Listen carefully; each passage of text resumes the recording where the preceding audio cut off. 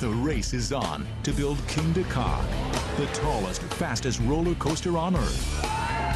Its top hat tower and dragster speed will push coaster riders to the next level.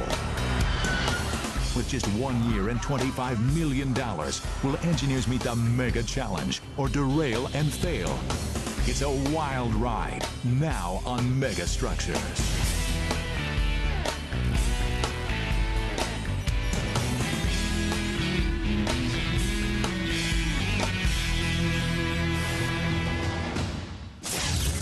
Six Flags Great Adventure Theme Park, Jackson, New Jersey. The front lines of the roller coaster wars. Here, a crack team of engineers hopes to shatter the world record and build the coaster that rules them all. But it will take a mountain of steel and technological wizardry to pull it off. This is about bragging rights. For all its thrills, the sheer awe of an amusement park's signature coaster is what really counts. It is these monuments of pure power and speed that draw the big crowds. If all goes according to plan, they will launch King Ka in 1 year. It's a tall order, at 45 stories high, accelerating from 0 to 128 miles per hour in 3.5 seconds. This ride will be the closest you get to blasting off the deck of an aircraft carrier or corkscrewing out of a dive in an F-16. So we've got to bring a crane in. But are the designers behind King Ka pushing technology to the breaking point? The track record for this new breed of rocket coasters is littered with mechanical problems. Will it be safe? And is it worth the $25 million risk? In the hyper-competitive world of amusement parks, you bet it is. When you tell the public that the tallest roller coaster is in your park, people who aren't interested in roller coasters or parks are going to take notice, and they're going to be curious, and they're going to want to go to the park to even just look at it, even if they don't ride it. In the last decade, the roller coaster wars have ramped up. 200-foot mega coasters have been around for years. But in the spring of 2000, Cedar Point Amusement Park in Ohio threw down the gauntlet, breaking through the 300-foot height ceiling with Millennium Force, the first Giga Coaster.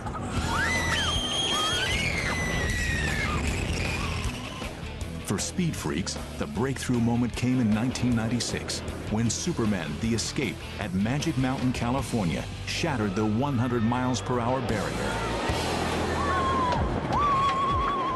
Up until 10 years ago, all roller coasters operated on a simple propulsion formula. A slow chain or cable lift pulls the train up the first hill, releases it, and gravity takes over.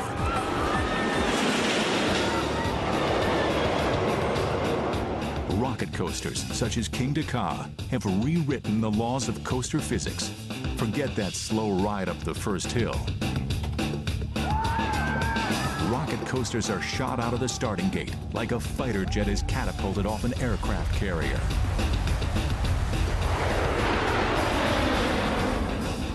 The shuttle, or catch car, inside the track is locked into place like a coiled spring.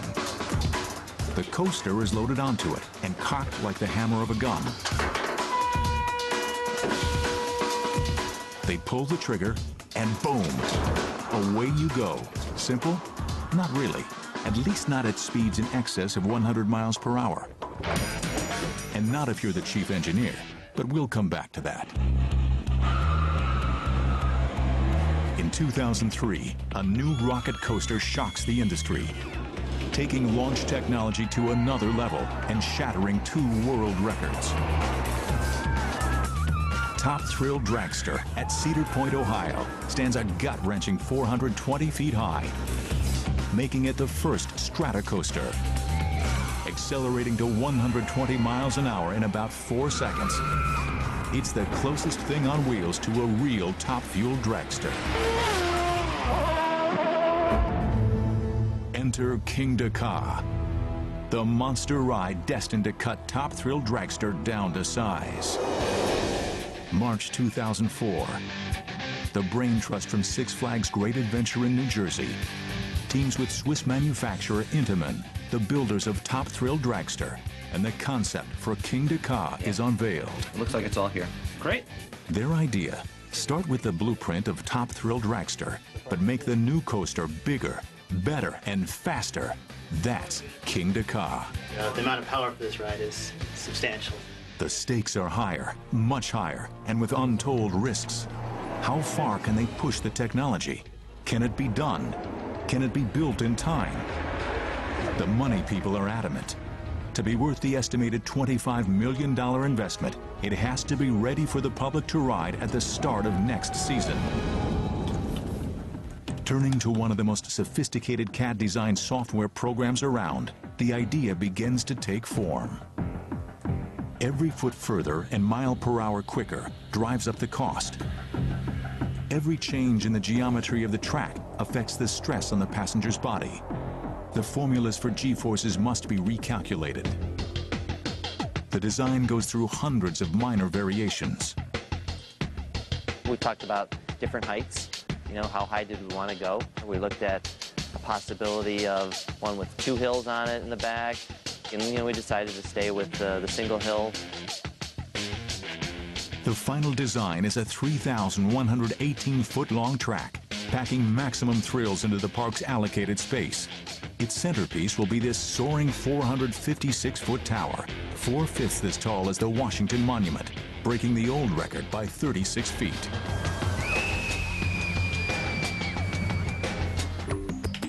The designers can even experience the ride from the passenger's point of view. First, the launch, at 0 to 128 miles per hour in 3.5 seconds. You are shot up the tower faster than you can say, "Get me off this thing." Coming up to the top, we're going to slow you down real nice for that nice look around, and then next thing you know, you're going to be diving at the ground. It's probably impossible to describe how this would feel to the average person who has never been in a jet fighter or maybe a motorcycle, but even that is no comparison. This will pin you in your seat. It's nothing like you've ever felt before. King de Ka goes into production under a veil of secrecy. If one of the other super parks were to find out about their plans and steal their thunder by launching an even taller, faster coaster, King de Ka would be a huge waste of cash. In this business, second isn't an option.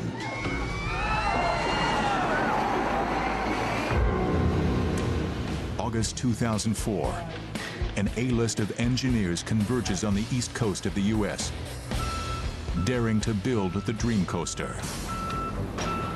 As they begin digging the foundation, their deadline is set. April 23rd, 2005. They have less than a year, and the clock is ticking. So far, so good. If they fail, Six Flags will lose truckloads of money. Because of the magnitude of the project, we had to get an earlier start than we typically do for other coasters. One crew works on building the giant tower, while a second crew focuses on the smaller Camel Hump Hill, approximately 150 feet away. They take advantage of the mild fall weather to get as much of the coaster's track laid as possible. By November, the coaster is beginning to take shape. The plan is to work non-stop, 7 days a week, even during the winter months. But just when they're making progress, a torrential rainstorm shuts them down. Little do they realize that this is just the beginning. There is much worse yet to come. Megastructures, Ultimate Roller Coaster will return. Now back to Megastructures, Ultimate Roller Coaster. It is now late November, and the brutal storm that shut down construction of the world's tallest, fastest roller coaster shows no signs of abating. The spring deadline for launching King de Ka is in serious jeopardy. Every day of rain is like washing thousands of dollars down the drain. One crew is supposed to be working on the mammoth 456-foot tower that stands half done. The other team is trying to finish the 129-foot high Camel Hump Hill.